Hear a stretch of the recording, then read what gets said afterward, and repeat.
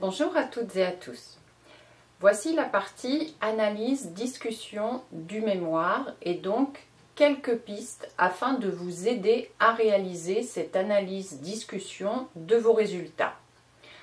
En premier lieu, relisez bien vos résultats, c'est-à-dire vos verbatims d'entretien, les tableaux qui se reportent à vos thématiques, etc.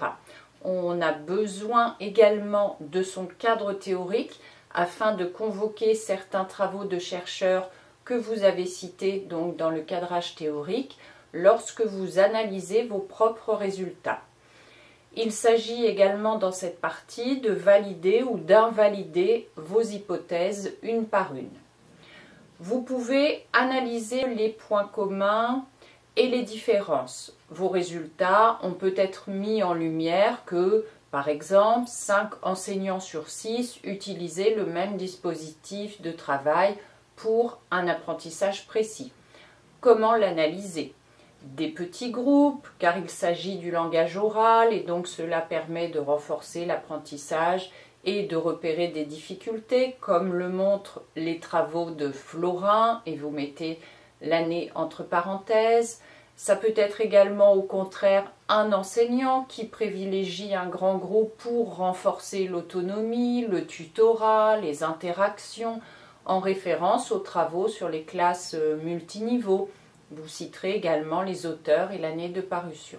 Dans tous les cas, le dispositif choisi est justifié par l'ensemble des enseignants et semble important au regard du domaine considéré, etc.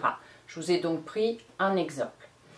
Vous pouvez analyser vos résultats en reprenant vos deux hypothèses. Par exemple, hypothèse 1. Tous les élèves de grande section savent dire le nom de la première lettre de leur prénom, mais pas nécessairement l'écrire en cursive.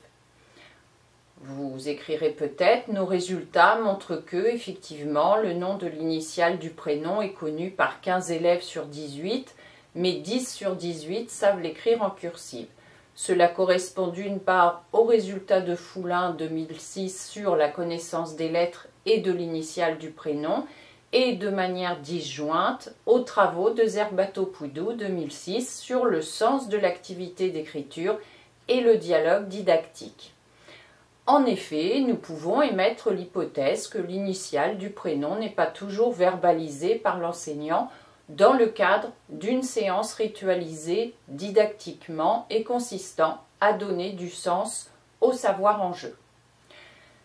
Des observations de séance auraient permis de conforter ou non cette analyse.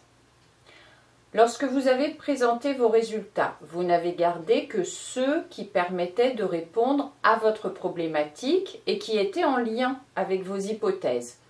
Il est possible que d'autres résultats présents dans votre corpus et non retenus puissent vous guider dans l'analyse de vos résultats.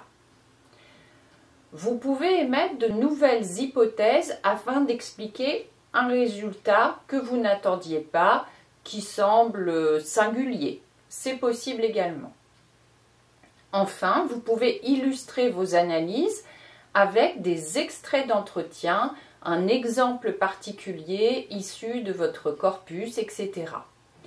À la fin de votre analyse-discussion, vous validez ou vous invalidez une par une vos hypothèses. Il est toléré de valider partiellement une hypothèse, mais n'oubliez pas de le faire, soit ici, soit dans la conclusion.